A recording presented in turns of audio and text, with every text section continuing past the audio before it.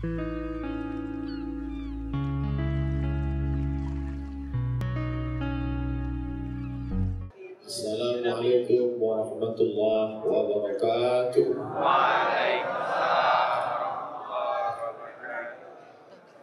Bersyukur kepada Allah dengan mengucapkan Alhamdulillahirabbil alamin.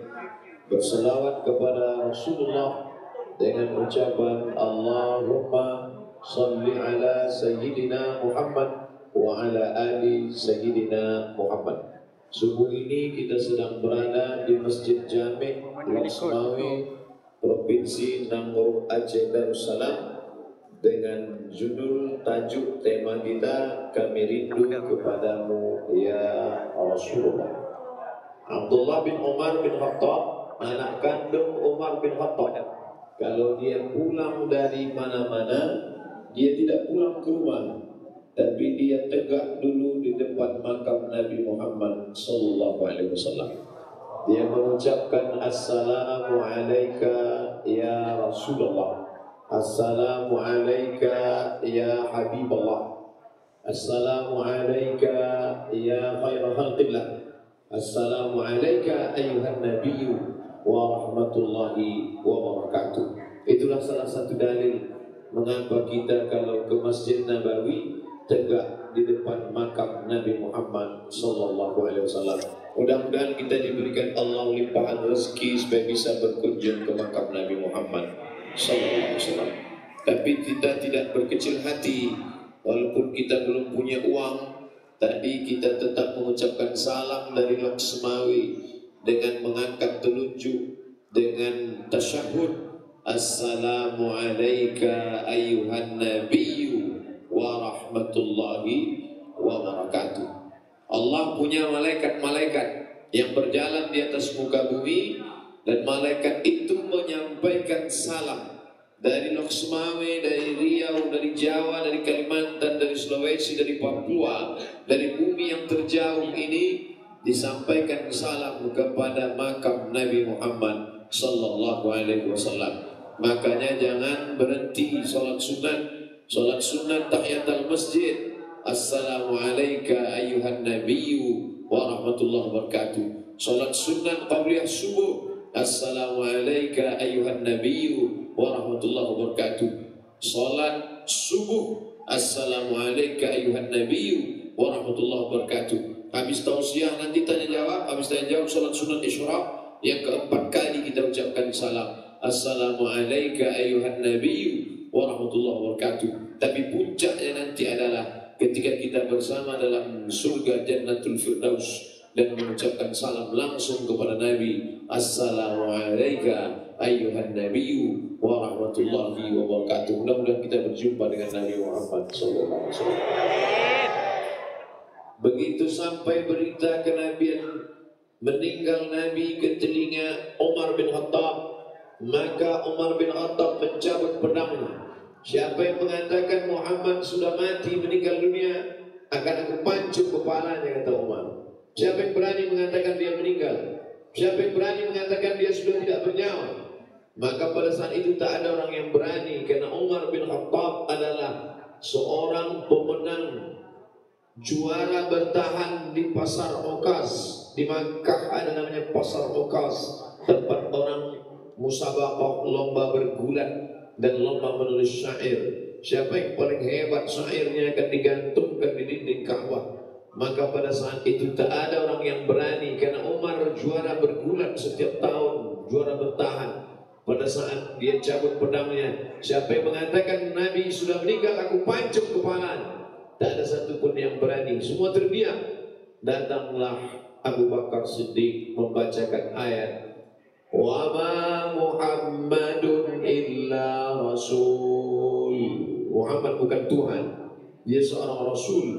Qad khalat min qablihi rusul. Sebelumnya sudah ada rasul-rasul, ada Adam, ada Idris, ada Nuh, ada Saleh, ada Ilyas, ada Ilyasa, ada Zakaria, ada Musa, dan mereka semuanya sudah meninggal. Afa imata, kalau dia meninggal, au qutila, atau dibunuh, inqalabtum ala aqabikum, apakah kalian akan balik ke agama kalian yang lama?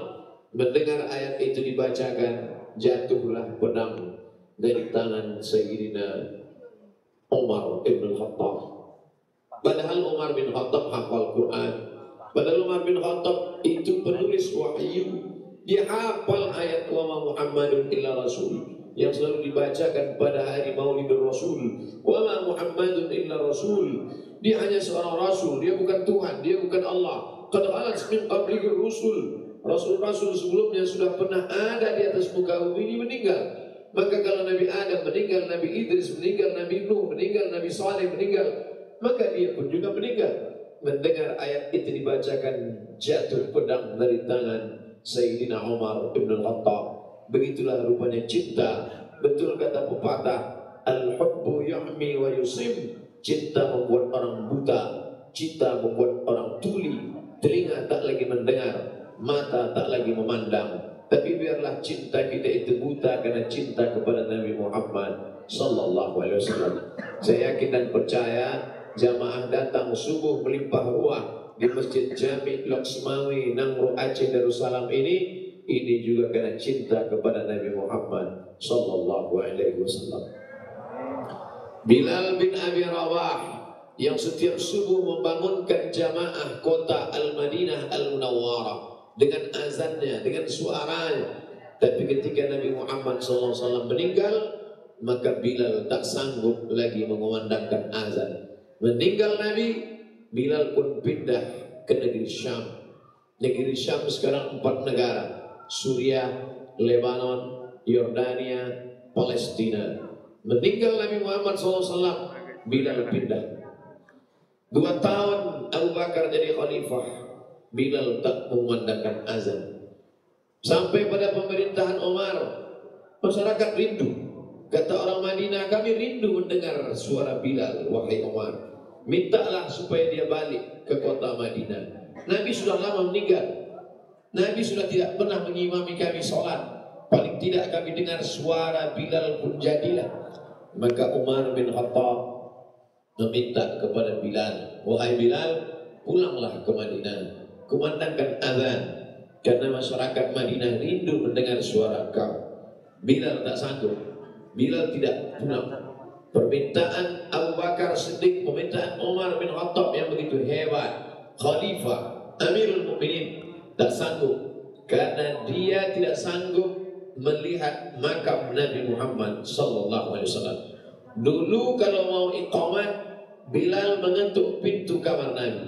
Ini mimbar Nabi 22 meter ke samping lebih kurang kamar Nabi. Bilal bertanya dulu, ya Rasulullah, sudah boleh iqamat? Kalau Nabi sholat sunatnya di kamar. Kalau Nabi berkata aqimis shalah, iqamat Bilal, barulah Bilal iqamat. Itu yang tak sanggup dilakukan oleh Bilal, mengetuk pintu kamar Nabi sallallahu alaihi wasallam.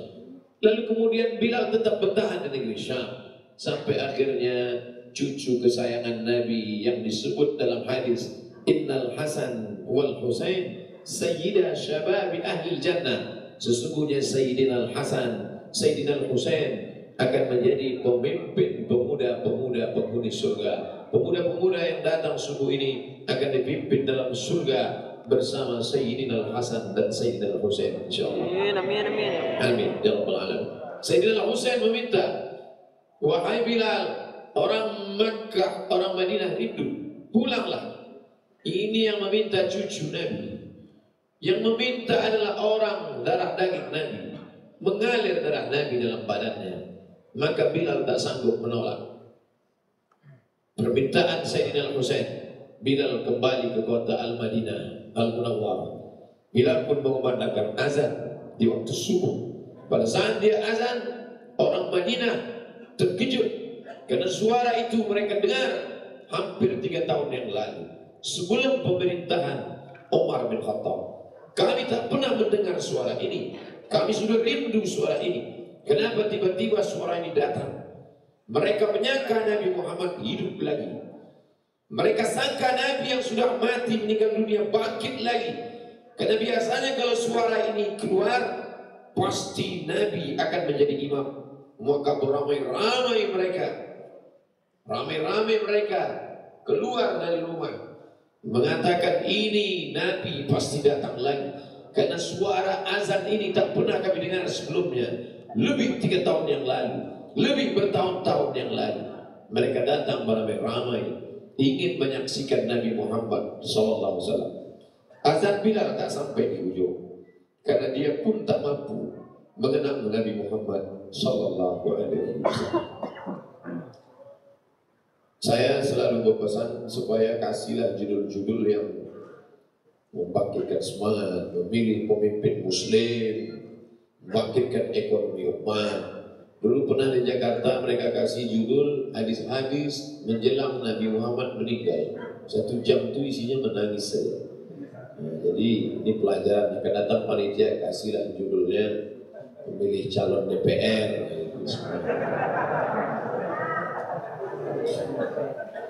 Judul-judul kami rindu ya Rasulullah itu hanya akan membuat kita menangis. Tapi menangis bukan berarti kita lemah. Orang menangis tidak lemah. Kerinduan kepada Nabi SAW kita wujudkan dalam bentuk yang lebih kuat. Kerinduan kepada Nabi dengan membangkitkan semangat anak-anak muda. Kerinduan kepada Nabi kita bangkitkan dengan membangkitkan syiar Islam. Orang Lok Sumawi rindu kepada Nabi, tapi bukan sekedar meneteskan air mata, tapi mereka sholat melimpah ruah. Entah orangnya banyak atau masjidnya kecil. Tapi yang jelas, beginilah kecintaan orang Aceh kepada Nabi Muhammad Sallallahu Alaihi Wasallam. Sehingga kalau sudah disebut kata Aceh, tak ada yang tak Islam. Kalau disebut kata Melayu, masih ada yang tak Islam. Saya masuk ke kampung-kampung Melayu, suku Akik, suku Talang, suku Anak Dalam, suku Laut, itu Melayu, Melayu tua, masih ada yang tak Islam. Tapi kalau sudah disebut kata Aceh, dari mulai Iskandar Muda sampai ke rakyat jelata, semuanya bersyahadat asyhadu an la ilaha illallah wa asyhadu anna Muhammadar Rasulullah. Oleh sebab itu maka kecintaan kita kepada Nabi Muhammad SAW bangkitkan dalam bentuk wujud apa? Yang pertama, kecintaan kepada Nabi ini wujudkan dalam menjaga pendidikan anak-anak muda kita supaya mereka tetap cinta kepada Nabi, sama seperti cintanya Abdul Rauf As-Singkili, sama seperti cintanya Hamzah Fansuri, sama seperti cintanya Sultan Iskandar Muda, sama seperti cintanya Syekh Khalilullah, sama seperti cintanya para ulama-ulama dulu. Siap menjadikan generasi muda Aceh seperti para ulama dulu? Mana mau siap anaknya sekolah SMP? Tidak akan mungkin lahir ulama besar dari SMP. Mohon maaf Bapak Ibu guru SMP, jangan tersinggung. Kalau Anda tersinggung, pindah ke sekolah lain. Ulama apa yang akan dicetak dari pendidikan agama? Hanya 2 jam, 4 jam dalam sepekan. Guru biologi diangkat jadi PNS, guru fisika PNS, guru kimia PNS, guru matematika PNS, guru sejarah PNS, guru baca kitab kuning hanya lillahi ta'ala. PLT, pegawai lillahi ta'ala. Mau jadi apa negeri ini? Oleh sebab itu maka ada kepala-kepala daerah yang cerdas. Bolak-balik diajukan guru kitab kuning ini untuk diangkat jadi PNS. Tidak ada formasinya. Tidak mau Badan Kepegawaian Negara mengangkat. Tidak ada jatahnya. Tapi pemimpin kepala daerah mesti cerdas. Bupati, wali kota, cerdas. Bagaimana caranya? Angkat dia menjadi guru honor daerah. Honor daerah. Gajinya nanti dari mana? Gajinya diambil dari APBD, bukan APBN. Maka bupati itu harus cerdas. Otaknya harus tahu mencari. Jangan tahu dia cuman gimana Pak Bupati, gimana Pak Wali, bisa kita tambah guru fisika ini. Jangan hanya kepala anak kita ini isinya fisika, biologi, kimia, matematika, bahasa Inggris, sejarah, tapi dalam kepalanya ada tauhid, dasuki ala umbil barahin. Al-Usulul Hamidiyah, Asy'ari, Abu Hasan Al-Asy'ari. Dalam kepalanya ada tafsir, dari mulai tafsir Jalalain sampai tafsir Imam Abu Ja'far Ibnu Jarir At-Tabari. Dalam kepalanya ada nahwu, dari matan Al-Ajrumiyah sampai kepada syarah Ibnu Aqil. Dalam kepalanya ada hadis, dari mulai Arba'in An-Nawawiyah sampai kepada syarah Fathul Bari, syarah Sahih Al-Bukhari. Ini orang-orang yang belajar kitab kuning 7 tahun di Daya, tambah lagi mereka pergi ke Makkah, pergi ke Yaman, Darul Mustafa. Ijazahnya tidak ada. Diminta dia ijazah S1, S2, S3, tidak ada ijazahnya.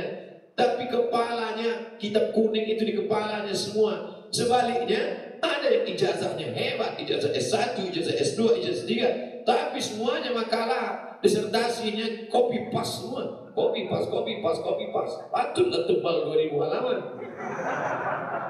Yang tersinggung berarti copy paste. Ini bagaimana cara menolongnya?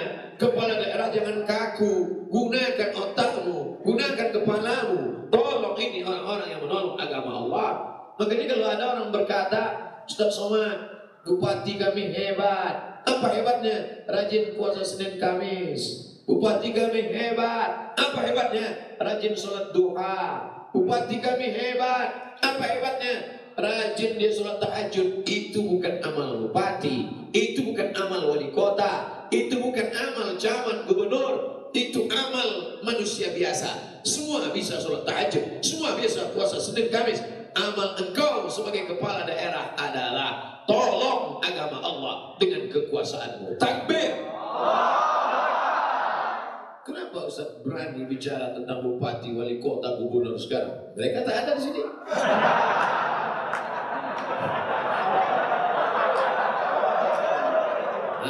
Pun mereka, saya gas saja. Saya ceramah di mana-mana, bupati, wali kota, gubernur, apa masalah, apa kepentingan?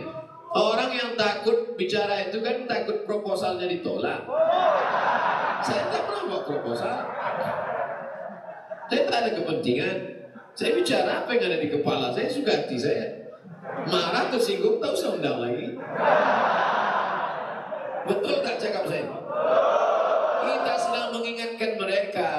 Jangan sampai setelah mereka selesai dari jabatannya 5 tahun, 10 tahun tak ada buat apa-apa. Ketika nanti ditanya oleh malaikat, hai bupati, hai wali kota, hai gubernur, 2 periode engkau, apa kerjamu? Membuat taman,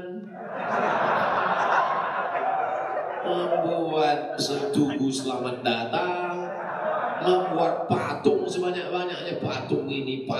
Dia tak tahu patung yang dibangunnya itu akan menjadi kerak api neraka yang akan menimpa dia nanti.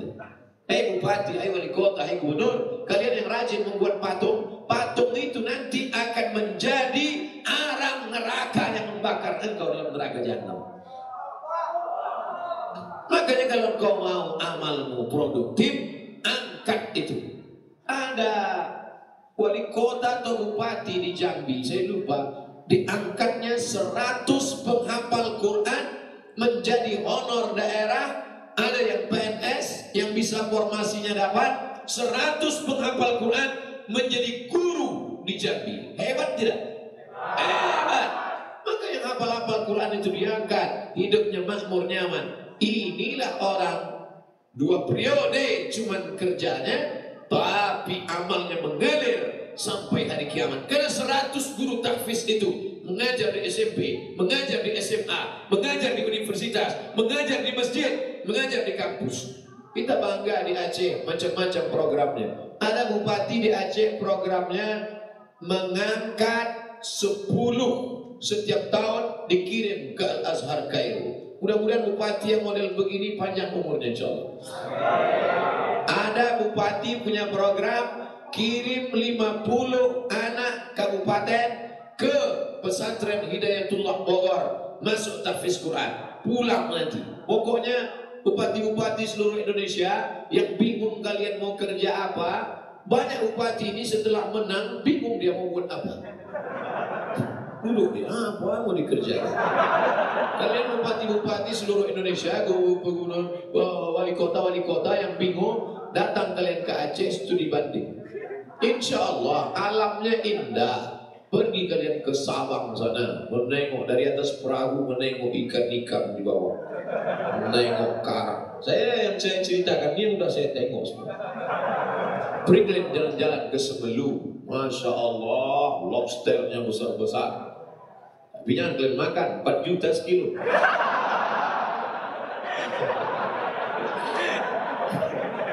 Datang kemari, aman, damai, mata kalian tidak akan kena dosa. Datang kalian yang mau wisata religi ke Aceh. Semua pramugari kalau sudah mau dekat ke Aceh sibuk pakai jilbab, pakai rok panjang. Mata kalian bersih, wisatanya wisata religi. Sholat di masjid-masjid di Aceh, sholat subuhnya aja begini ramainya, apalagi subuh nanti.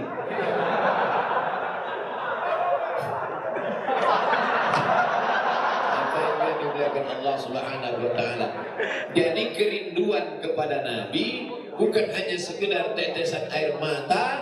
Kerinduan kepada Nabi wujudkan dengan memilih pemimpin-pemimpin yang pro kepada ajaran Nabi, yang siap memperjuangkan syariat Nabi. Siap? Ya cuma siap aja. Nanti 17 April hari Rabu pagi ya cuma tidur aja. Pilih caleg-caleg. Gambarnya sudah manjat pokok kayu semua udah. Tak ada pokok kayu yang kosong sekarang. Sampai monyet pun payah cari tempat pokok kayu.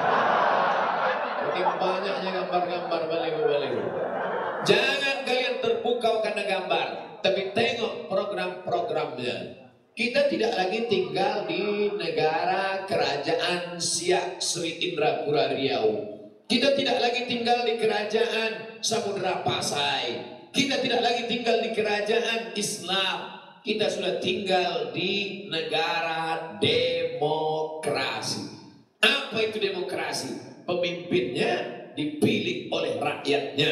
Jangan heran kalau naik DPR pecandu narkoba karena yang memilihnya orang-orang sakau. Betul? Orang mabuk, orang sakau takkan mungkin memilih orang sholat. Tidak mungkin orang mabuk memilih orang sholat, karena itu akan mengganggu kepentingan dia. Orang mabuk, orang sakau, orang tenggen, tahu tenggen? Hanya akan memilih orang yang sama dengan dia. Kama yuwalla alaikum, pemimpin kamu adalah cerminan kamu. Oleh sebab itu ke depan masyarakatnya harus cerdas. Yang sudah sholat subuh, yang sudah pengajian, yang sudah tabligh akbar, yang sudah cinta kepada Nabi, pilih caleg-caleg yang memperjuangkan syariat Nabi. Siap?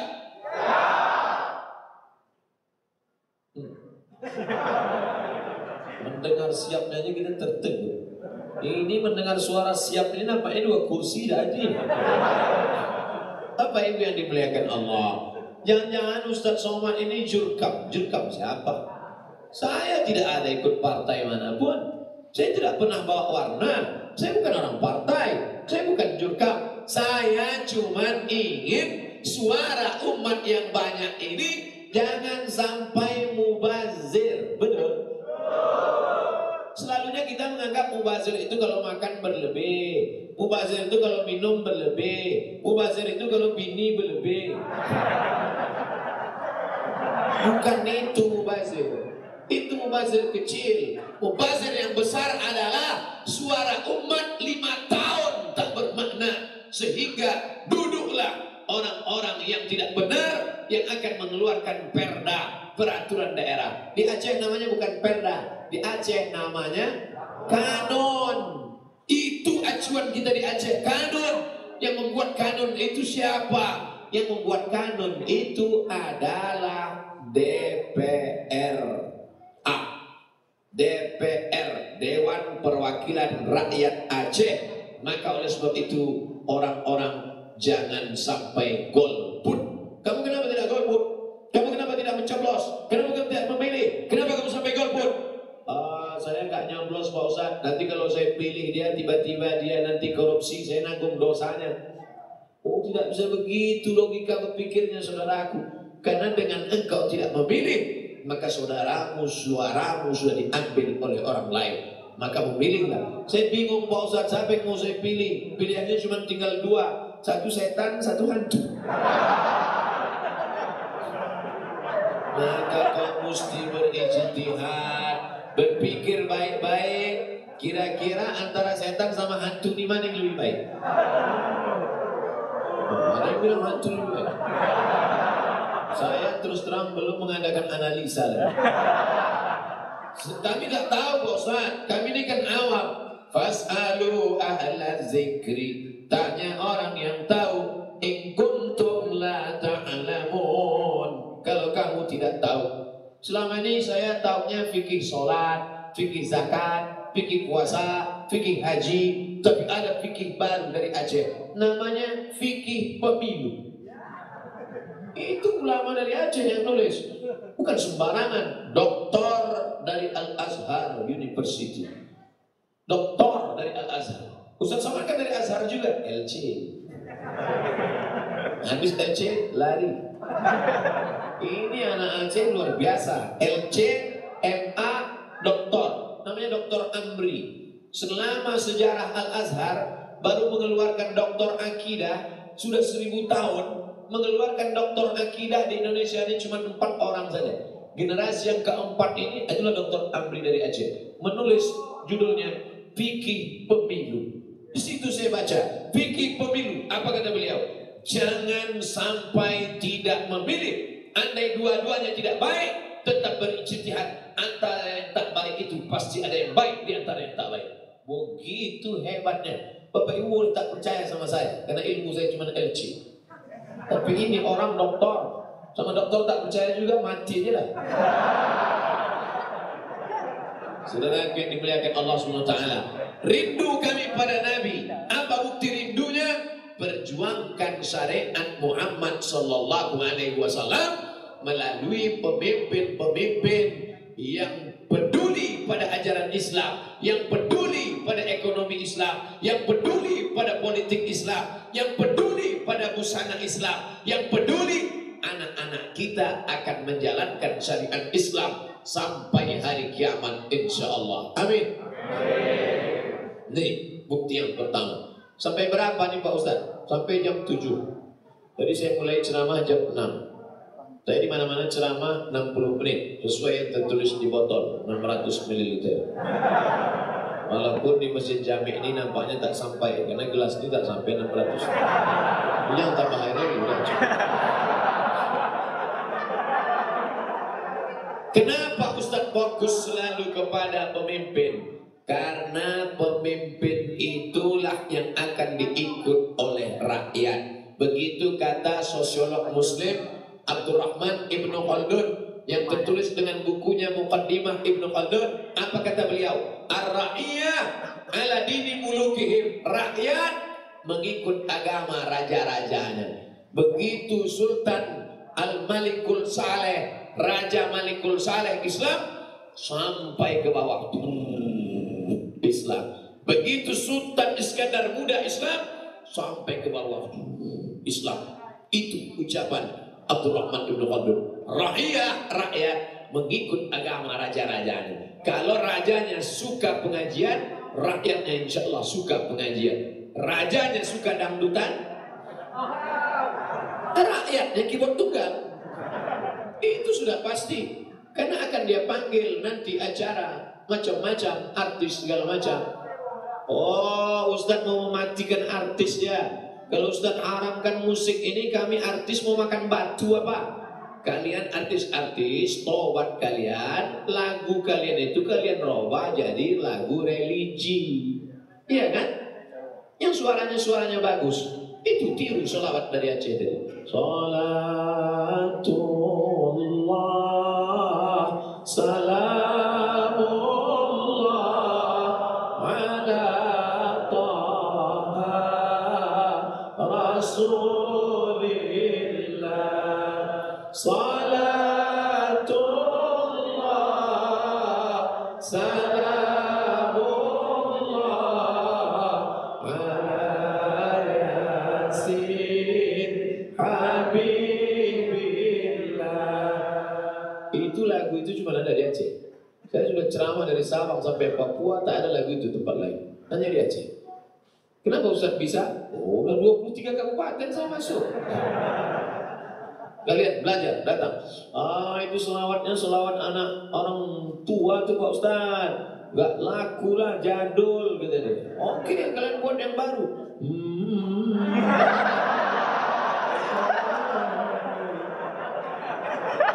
Udah tak bisa. Lebih viral lagi videonya, lebih laku lagi kaset-kasetnya. Betul? Berkreasilah, pakailah otak yang dikasih Allah buat nada-nada yang indah. Maka selawat-selawat kalian akan didengar. Jangan kalian pertahankan cari makan dengan cara haram itu. Mau berapa lama kalian mau jadi artis-artis makan haram, makan haram, makan haram? Tobat kalian, berhenti. Ini pergi ke Makkah, pakai jilbab panjang, menangis pintu Ka'bah. Balik dari Makkah, buka lagi sekwilda, sekitar wilayah dada. Tak buka. Pas diwawancara sama wartawan, Mbak, kemarin kan waktu umrohnya pakai baju panjang, iya. Ini kok bis bajunya dibuka lagi? Ya, kita profesionalisme kerja aja. Ini kan tuntutan skenario. Nanti akhir tahun umroh lagi, menangis di pintu Ka'bah. Ya Allah, apa bedanya kau sama Abu Lahab sama Abu Jahal? Abu Jahal, Abu Lahab kan itu kerjanya. Pergi berdagang, berzina, makan riba, haram. Pergi berdagang, berzina, makan riba, haram. Pergi, nanti pas musim haji, menangis pintu Ka'bah. Ya Allah, ya Allah. Itu kerja Abu Jahal, Abu Lahab. Abu Jahal, Abu Lahab itu kalau ditulis nama lengkapnya Haji Abu Jahal, Haji Abu Lahab. Jadi haji semua itu. Saya kalau ceramah ini banyak yang tersinggung. 30 menit saya ceramah udah berapa orang tersinggung? Wali kota tersinggung, bupati tersinggung, gubernur tersinggung, artis-artis tersinggung. Makanya yang paling enak ceramah ikut judul ini. Kami rindu ya Rasulullah. Kami rindu kepadamu ya Rasulullah. Dah selesai. Apa ibu yang dimuliakan Allah? Rindu itu wujudnya apa? Seorang suami berkata kepada istrinya, "Oh, mama, papa rindu sama mama." Buktinya apa? Ibu nanti kalau bapak ngomong gitu jangan percaya aja. Aku rindu sama, mana buktinya? Mana buktinya? Ngepel lantai pun kau tak mampu. Mana buktinya? Orang yang cuma ngomong tak ada bukti itu gombal, betul? Oleh sebab itu maka tunjukkan bukti nyata. Dulu bapak-bapak, apa kata bapak sama ibu? Adinda, lautan kan kuseberangi, bukit kan kudaki. Mana buktinya? Aku rindu kepada engkau ya Rasulullah. Mana buktinya engkau rindu kepada Rasulullah? Bisa kau menjadi anggota legislatif, calonkan dirimu, perjuangkan syariat Rasulullah ini dengan palu sidang paripurna. Dengan ini saya sebagai kepala sidang, pimpinan sidang paripurna DPR kota, DPR kabupaten, DPR provinsi, dengan ini menetapkan 20% anggaran belanja daerah kita untuk daya-daya, untuk pendidikan anak umat Islam. Setuju? Ada anggota legislatif yang setuju? Setuju? Tidak, neraka jahanam tempat kamu.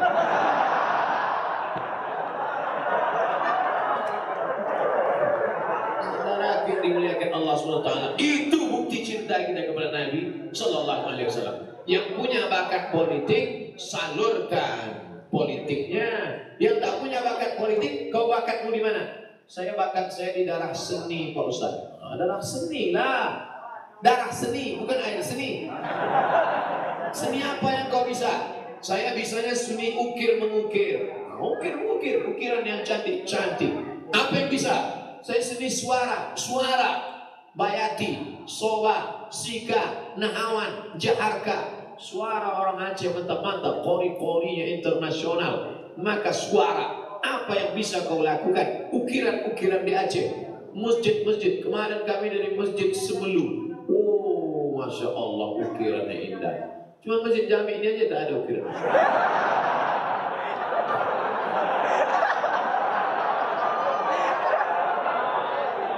Masya Allah, Pak Ustaz.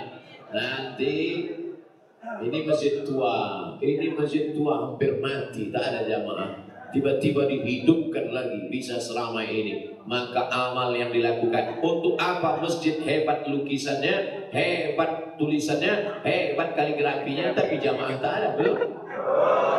Begitu cara menaikkan semangat orang.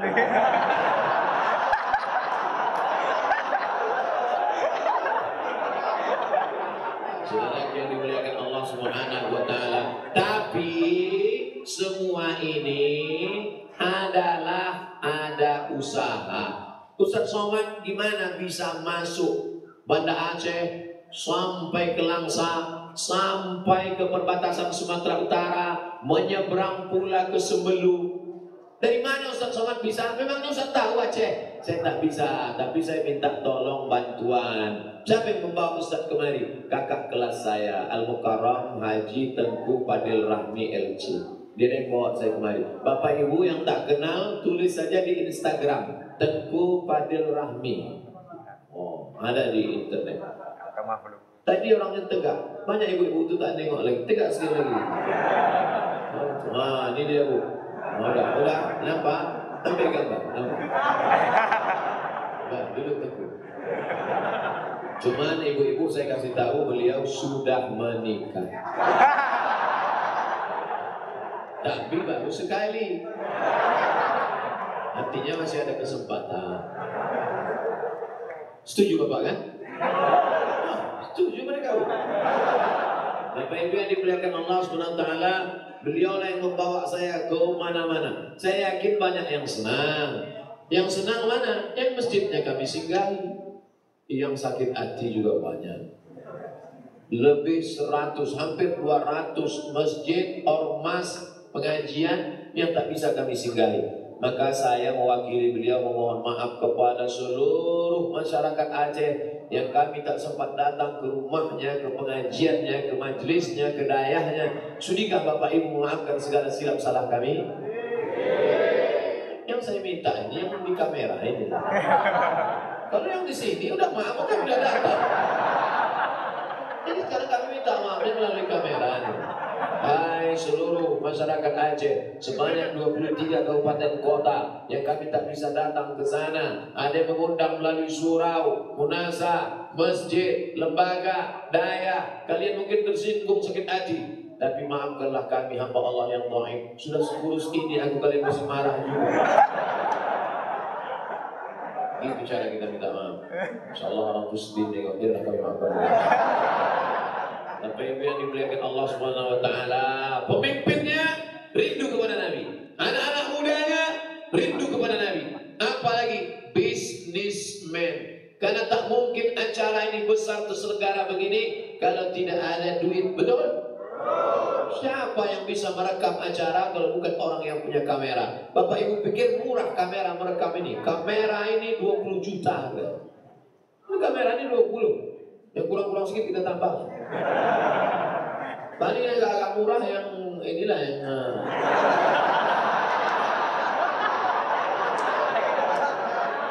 tapi jangan tengok harganya, tengok manfaatnya. Dia sudah menebarkan kebaikan streaming kepada seluruh follower-follower se-Indonesia. Oleh sebab itu maka hari ini yang bawa HP ini, yang merekam ini akan masuk surga ikut sama HP-HP-nya sekarang. Yang dimuliakan Allah SWT. Ekonomi umat. Makanya belanjalah ke tempat saudara-saudara kita. Betul?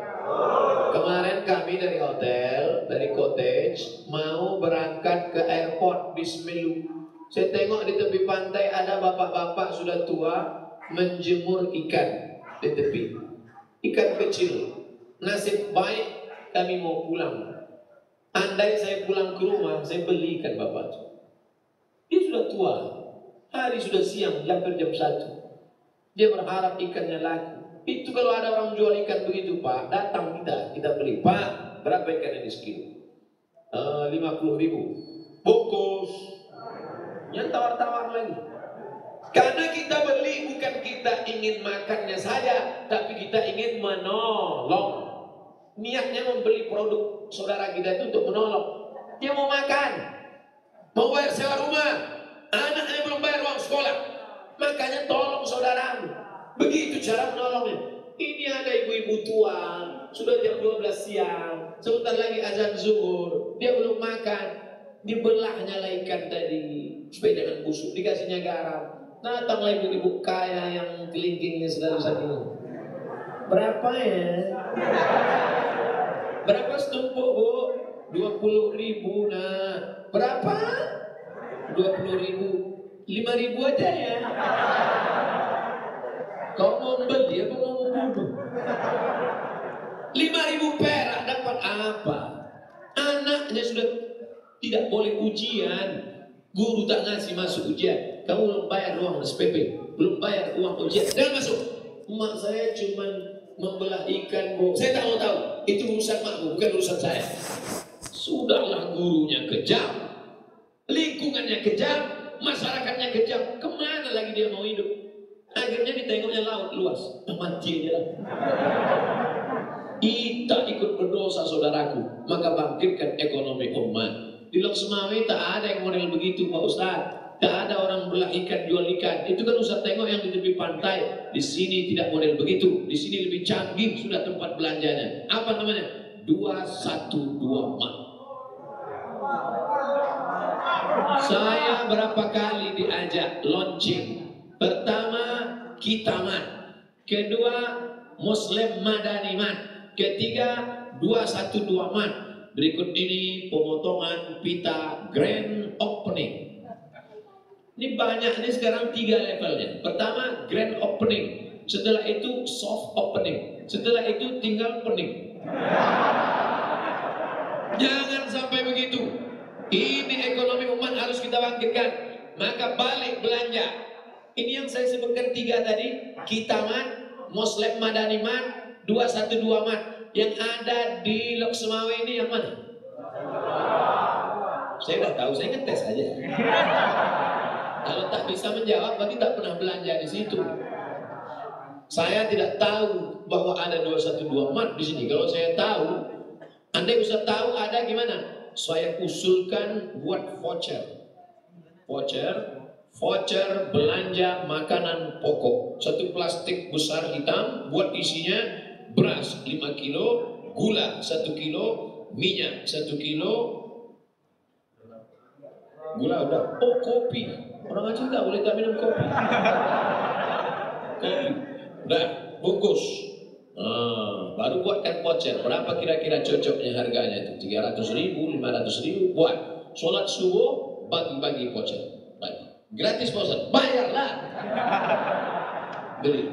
Habis sholat subuh, langsung serbu 212 Mat. Begitu mestinya. Inilah panitia tak koordinasi sama saya. Koordinasi sama saya, coba bangkitkan ekonomi umat. Bapak-bapak yang habis gajian dapat duit, jangan duit itu dibawa pulang ke rumah semua. Habis dia, habis gajian, singgah dulu ke 212 Mat. Pegawai 212 Mat, come here. Sebentar. Tolong bungkuskan untuk bapak. Apa Pak? Gula 1 kilo, ya. Minyak 1 kilo, ya. Beras 5 kilo, ya. Kopi 1 bungkus, ya. Roti gambir 1, ya. Bungkus. Berapa bungkus Pak? 10. Nanti pulang ke rumah, serahkan ke tetangga dekat-dekat rumah yang anak yatim. Yang belanja bapak, yang menyerahkannya ibu. Yang bapak yang nyerahkan, nanti mak anak yatim itu cantik pula.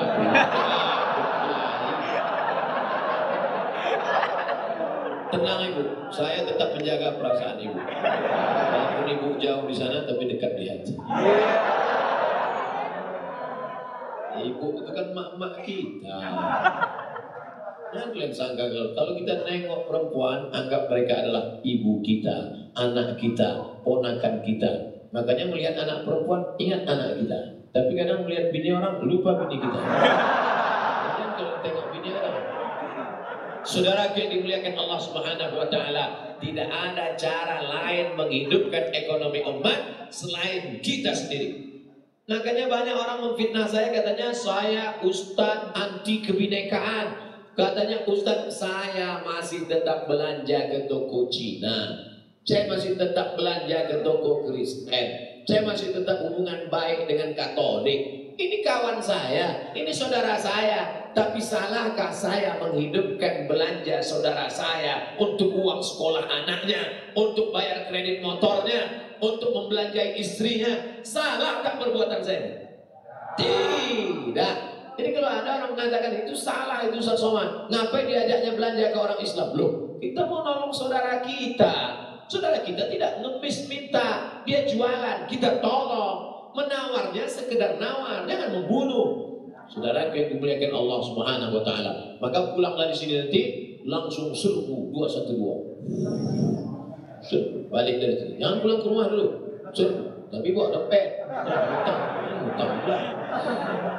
Siap? Dari bunyinya tak siap. Beli gula, beli minyak, beli bawang, cabai memang tak ada di situ. Nah, pergi ke pasar tradisional. Inilah yang menghidupkan. Jangan nanti setelah selesai pengajian, mari kita berzikir, mari kita baca Quran, mari kita zikirnya sudah mantap, baca Qurannya sudah mantap, sholat berjamaahnya sudah mantap, belanjanya banyak orang zikirnya Islami, sholatnya Islami, puasanya Islami, tapi belanjanya tidak Islami. Bangkitkan ekonomi umat. Ini yang akan menolong kita. Wallahu fi aunil abdi maka al-abdu fi auni akhi.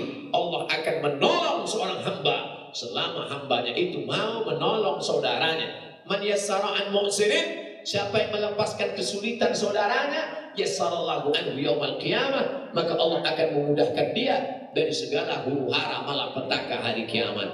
Hari kiamat kita tak bisa tolong menolong bapak. Hari kiamat kita tak bisa bantu ibu. Yauma yafirrul mar'u min akhi. Saudara kandung tak bisa menolong. Wa ummihi, mak kandung tak bisa membantu. Wa abi, bapak kandung tak bisa menolong. Wa sahibatihi, istri meninggalkan suami, suami meninggalkan istri. Wa bani, anak-anak buah hati belayan jiwa, tak bisa menolong. Siapa yang menolong kita? Itulah. Kalau sempat kita tolong saudara kita di dunia, kalau sempat kita bantu anak yatim, fakir miskin, itulah yang akan menolong di hadapan Allah Subhanahu wa taala. Oleh sebab itu maka mengenang Rasulullah, kami rindu kepada Engkau ya Rasulullah. Rasul tidak meninggalkan kursi emas, Rasul tidak meninggalkan istana yang megah, Rasul tidak meninggalkan makam yang mewah. Rasul hidup dalam kesederhanaan. Yang ditinggalkannya hanya warisan. Apa warisan Nabi? Masjid jami. Ini mazhab Syafi'i. Kalau ada nama masjid jami, itu artinya dulu di Lok Semawe banyak masjid, tapi sholat Jumat hanya boleh satu masjid, masjid jami. Masjid yang tidak ada sholat Jumatnya, masjid saja. Subuh, zuhur, asar, maghrib, isya, masjid. Masjid yang ada sholat Jumatnya ditambah label di ujungnya, masjid jami. Kalau saya salah, tolong luruskan. Tapi saya yakin dan percaya di Lok Semawe dulu sholat Jumat hanya boleh ada di sini ketika kita berpegang dengan mazhab Syafi'i. Aslinya mazhab Syafi'i yang boleh sholat Jumat cuma masjid jami. Masjid lain tak boleh sholat Jumat. Makanya yang asli original mazhab Syafi'i, masjid-masjid yang lain itu selesai sholat Jumat mereka sholat sekali lagi sholat zuhur karena khawatir sholat Jumatnya tadi tidak sah. Ada pertanyaan ke saya, Ustaz Somad, ya di Banten tradisi kami selesai sholat Jumat kami sholat zuhur lagi. Ini aliran sesat apa Pak Ustaz? Tidak, itu fatwa dalam mazhab Syafi'i. Karena satu negeri itu sholat Jumatnya cuma satu di masjid jami. Lalu yang sekarang kita amalkan itu mazhab apa itu? Hanafi. Mazhab Hanafi asal cukup ramai untuk sholat Jumat, laksanakan sholat Jumat. Makanya satu negeri banyak sekali sholat Jumat. Sholat Jumat, sholat Jumat, sholat Jumat, sholat Jumat. Dulu masjid cuma dua, masjid jami, sisanya masjid. Masjid apa Pak Ustaz? Ya masjid saja. Masjid jami, masjid saja. Di tempat kita jadi 7.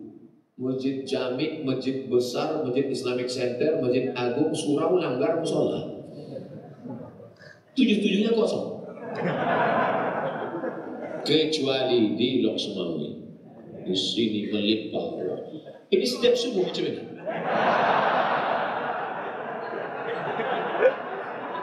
Ustaz Somad ini ngomongnya tak enak terus.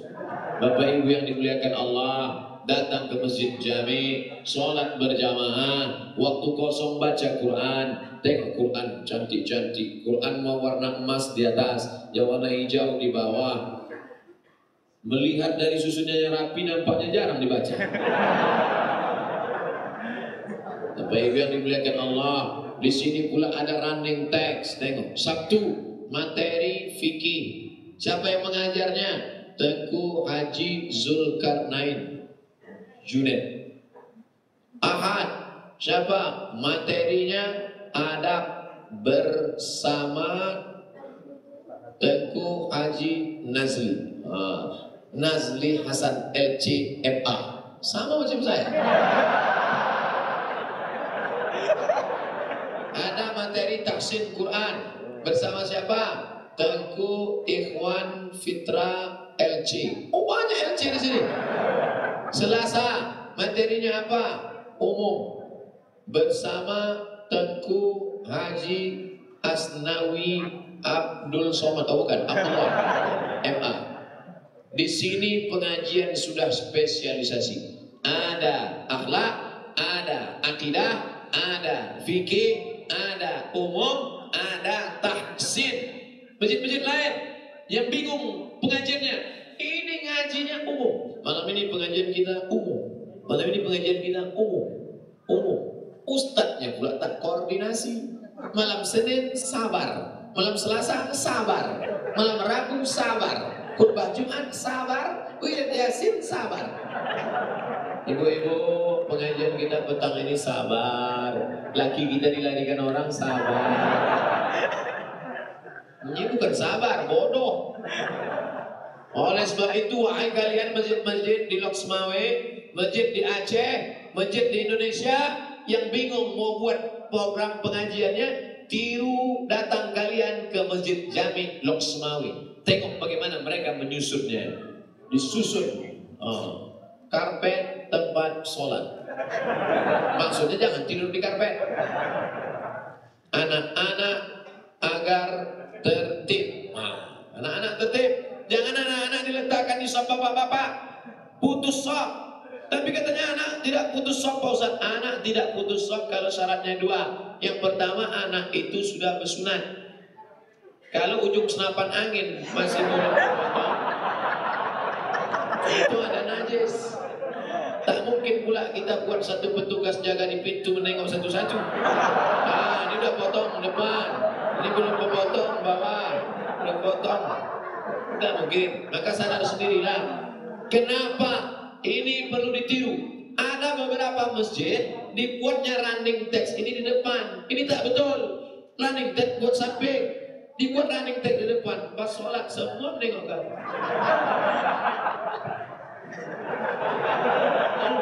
Samping tak mungkin orang nengok gini kan. Banyak pelajaran bisa kita ambil di masjid ini. Jam, ini penting. Saya kalau sudah khutbah Jumat tak ada jam di depan, bingung kita. Tak mungkin kita nengok gini. Makanya dibuat. Jadi khotib itu menengok dia kan. Udah selesai. Ini simple, sederhana. Tapi bagi orang yang mengerti, ini penting semua. Bagaimana supaya nyaman sholat di masjid? Kipas angin. Ini masjid ini tak ada kipas. Rupanya levelnya sudah di atas kipas. Tapi AC. Tengok AC. Sudah begini banyak AC, tetap berkeringat juga kita. Artinya bukan AC ini kurang. Ini kita sudah ramai betul kan. Ini kita ini sekarang ini sudah over capacity. Ini kita ini sekarang kalau mau diumpamakan sama macam ikan mas koki dalam akuarium, mati mesinnya. Mau berkebutan nafas kita ini sekarang.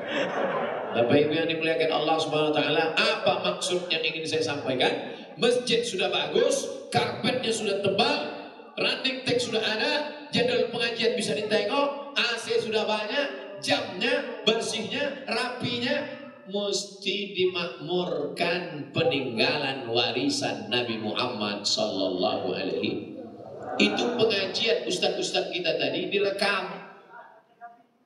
Bapak pengurus masjid, sediakan satu kamera, sediakan anak muda tim IT, semua pengajian ustaz-ustaz kita tadi rekam, masukkan ke internet, buat di situ